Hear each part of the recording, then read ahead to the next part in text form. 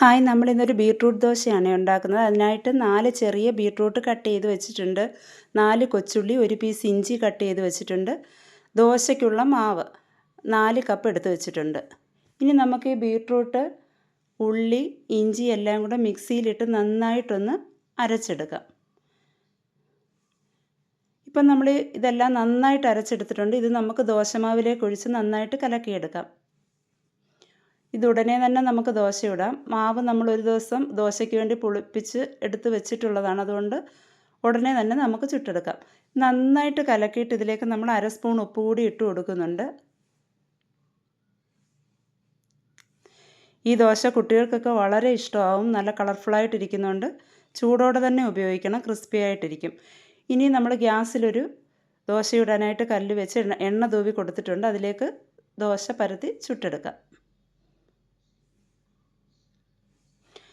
അതിലേക്ക് വേണമെങ്കിൽ നമുക്ക് നെയ്യ് ആഡ് ചെയ്യാം. ഞാനിവിടെ നെയ്യ് ആഡ് ചെയ്യുന്നുണ്ട്. എന്നിട്ടിത് തിരിച്ചിട്ട് അടുത്തത് ഇതുപോലെ തന്നെ ചുട്ടെടുക്കാം. അടുത്ത ഞാൻ നെയ്യിലാണ് എടുക്കുന്നത്. കുറച്ച് നെയ്യ് അതിലേക്ക് തൂവി കൊടുക്കാം.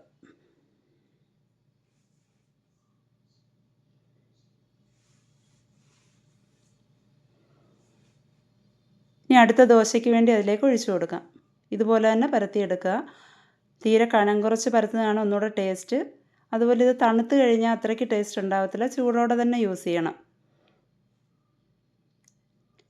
വീണ്ടും നെയ്യ് തൂവി കൊടുത്ത് ആ ദോശയെ നമുക്ക് തിരിച്ചിടാം.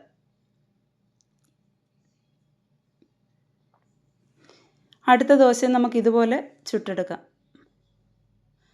ബീട്രൂട്ടൊക്കെ കഴിക്കാത്ത കുട്ടികളാണെങ്കിൽ ഇങ്ങനെ ഉണ്ടാക്കി കൊടുത്താൽ അവർ മടിയില്ലാതെ കഴിച്ചോളും. അതിൽ നമ്മൾ കുറച്ച് നെയ്യ് ഒഴിച്ചിട്ട് ഇത് മറിച്ചിട്ടിട്ട് രണ്ടായിട്ട് മടക്കിയെടുക്കാം.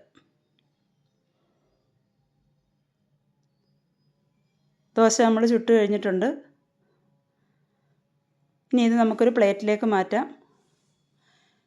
ഇത് ചമ്മന്തിയുടെ കൂടോ സാമ്പാറിൻ്റെ കൂടോ എല്ലാം നമുക്ക് യൂസ് ചെയ്യാം. എല്ലാവരും ഒന്ന് ട്രൈ ചെയ്ത് നോക്കണേ. വീഡിയോ കണ്ട് ഇഷ്ടപ്പെടുവാണെങ്കിൽ ലൈക്ക് ചെയ്യാനും ഷെയർ ചെയ്യാനും സബ്സ്ക്രൈബ് ചെയ്യാനും മറക്കല്ലേ.